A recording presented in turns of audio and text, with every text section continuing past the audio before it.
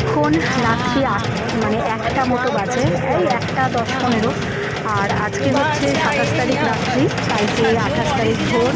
কালকে 28 তারিখের বেলবনে গুরু পূর্ণিমার মহোৎসব উপলক্ষে মহারাজজি মানে গুরুদেব ভগবানের দেখা হবে। সেই উদ্দেশ্যে আমরা আজকে বেলবন যাচ্ছি। প্রথমে বৃন্দাবনের রাধাকেলকুঞ্জে আসি, ওখান থেকে অটো ধরে বেলবন, অনেকটা রাস্তা। ওয়েস্ট বেঙ্গলের সব দীক্ষিতদের এই 28 তারিখই নির্ধারণ করা হয়েছে, তাই সেই উদ্দেশ্যেই আমাদের যাওয়া আর কি। একদম অন্যরকম লাগছে এখানে, খুব সুন্দর জায়গা।